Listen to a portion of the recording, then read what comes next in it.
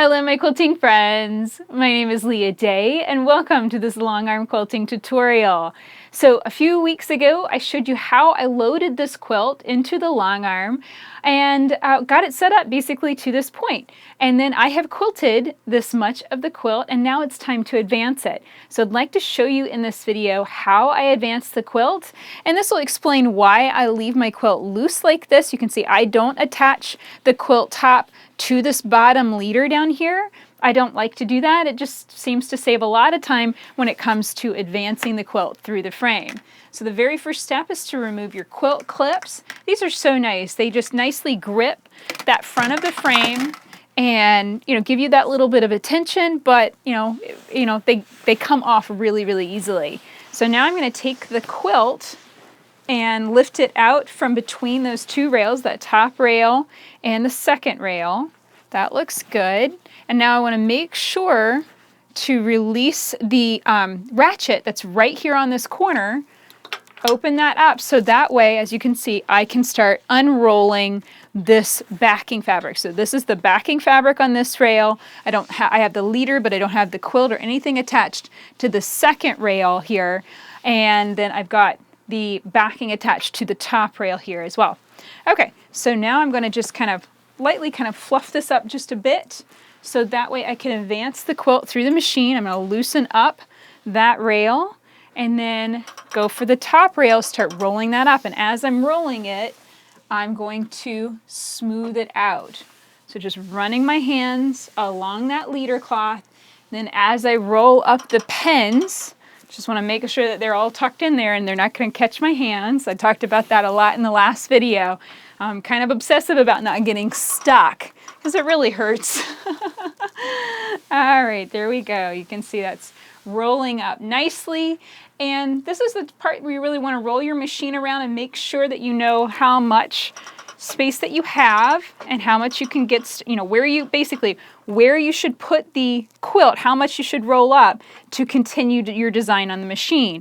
So that's about as far as I'm going to roll this up. I'm leaving about 1.5 inches of the already quilted section exposed, simply because I might connect with that design and do something else with it. Now that ratchet is still closed, so now I can start tightening up the opposite side. So I'm going to close that other ratchet.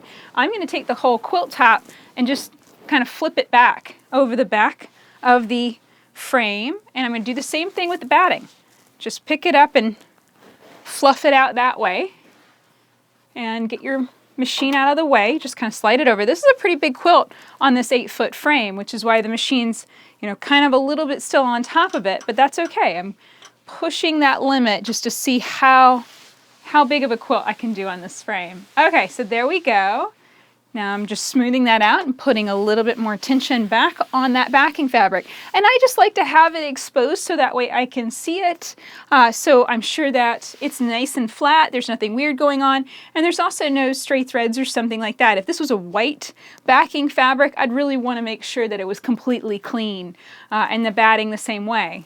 So now I'll take the batting and fold this down. So just laying it over, real gentle, and smoothing it out. That looks good. You can see just how quick this is. You advance it, smooth it out, do a little bit of fiddling with it, but really it's very quick. And then you're back to quilting again in no time. Okay, so now you can see I'm just tucking it in between those two rails. I just find that adds just a little bit of a tension to the batting.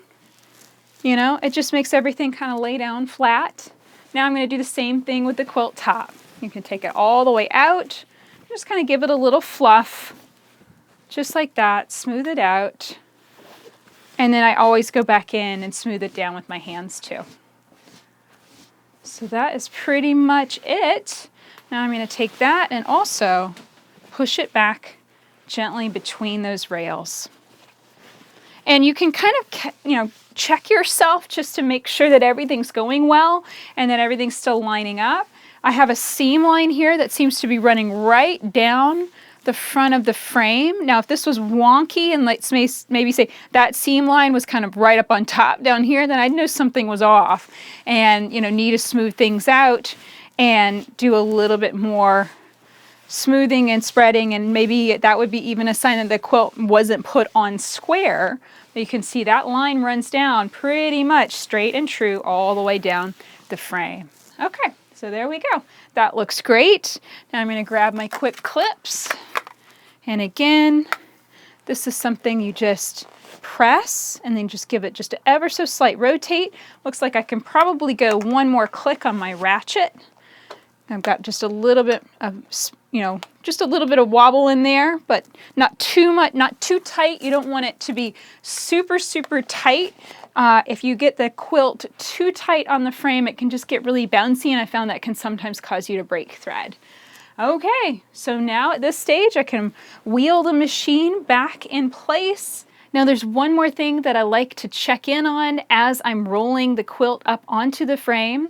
This back rail, as you can see, some long arms have what's called an idler rail, and you can actually add one to the continuum frame, and that's basically just a plain bar, and then your quilt will roll up onto a second bar that's higher up.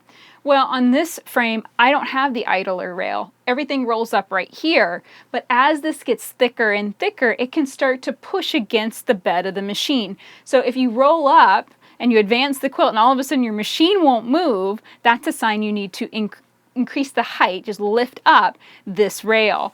So there are bolts on both sides of the rail. You just unscrew it and lift that part up. Usually go up by one mark on that side plate for every time that I advance the quilt. Generally, you kind of want a finger's distance between the quilt and the bed of the machine, and I find that that works out pretty good. So that's it for this video. I hope that you're enjoying seeing how I'm working on my long arm machine. This is the Grace Qnique 14 Plus, so it's recently been renamed the 15R, and I am working on the continuum frame. And I love this frame because it is built to grow with you. You can set it up smaller like this. You can get extensions later on if you end up having more space, and you can also put bigger machines on it later if you decide to upgrade your machine too. So if you'd like to learn more about this machine or the frame, come and check it out at leahday.com/15R.